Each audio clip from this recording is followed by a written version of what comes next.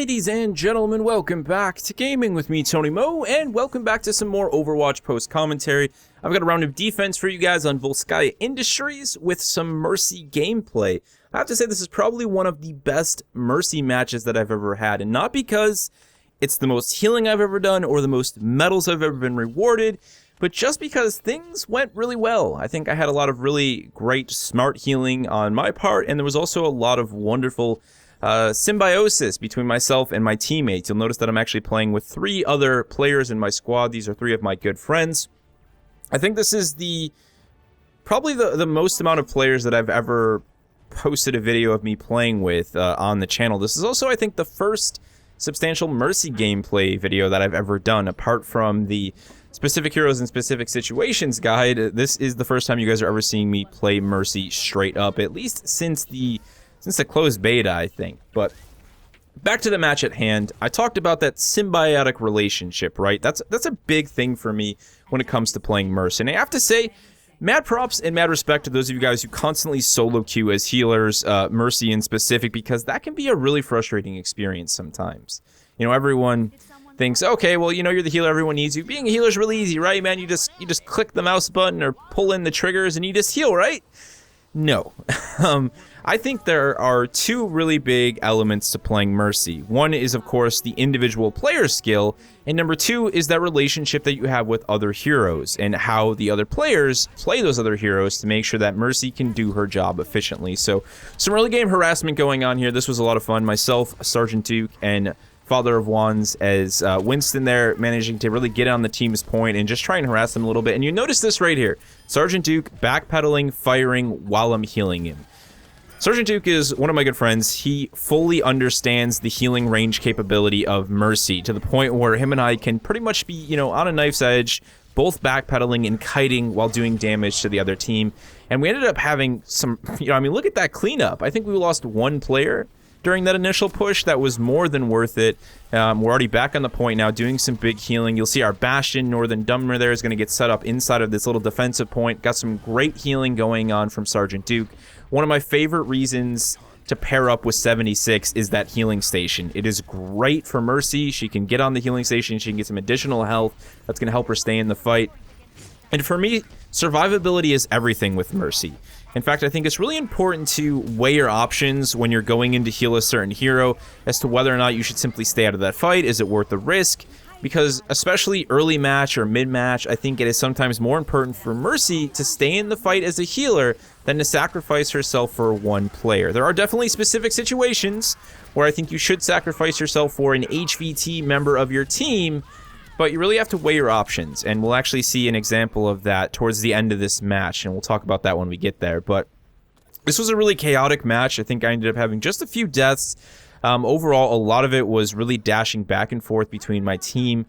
Now, I have to say, I think we threw their team off their game right from the get-go with that early harass, which is why I like doing stuff like that. The people I play with on Xbox One like doing stuff like that. It's fun, and I think it does, you know, it provides a little bit of emotional instability for the other team. You know, throws them off their game early on, gets them really flustered. There's nothing worse than getting trashed and having like 4 of your teammates get wiped out, you know, within the first 10 to 20 seconds of the match. It definitely affects the way that your team is going to perform, and that was really obvious. I loved the setup from our Bastion here, though. Obviously, me being able to apply not just the healing buff, but the damage buff, making sure that anyone who drops onto that point, particularly their Winston and their Reinhardt, kept trying to throw themselves into the mix, is just going to get shredded.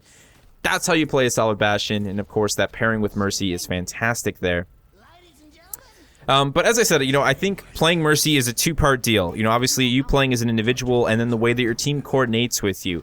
It's really easy to have a team that, you know, constantly overextends themselves, you know, that is calling out for healing when they're 50 million yards away from you.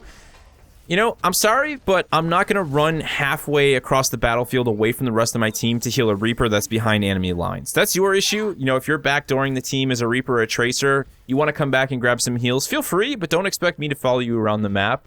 Those are 2 heroes that, yes, I can provide big damage buffs to, but to me, unless they're in the middle of the fight, don't expect me as a Mercy to glide across the map to come heal you, which is why, again, I like that relationship between heroes like Winston, Reinhardt, 76, big time. You know, not only are you able to like I said, make use of his healing station. You're providing him with heals, and then you get those insane damage buffs, especially on 76's ults. I think that's one of the most underutilized combinations that we see between Mercy's and 76's, is she providing a damage buff to his ult. His ult is nasty. It is incredible, and the only thing that it has trouble with is chewing down some of the more tanky targets like Reinhardt, Winston, Roadhog, Zarya, so on and so forth. So if you can get in there and provide him with that damage buff, not only is he going to get to shred those light, low HP heroes more quickly, but it's going to help him use his missiles as well as his main gun to do some significant damage to heroes like Winston, so on and so forth. So you're going to see me here really mixing it up. A lot of healing, a lot of damage boosting going on. Mostly healing, though. Again, I was really trying to position myself so I could constantly heal my team and stay out of the mix. That's one of the biggest things as a Mercy player when we talk survivability, is making sure that you're never in line of sight with the enemy, that you stay hidden, that you do whatever you have to do to remain mobile and to keep yourself in the mix.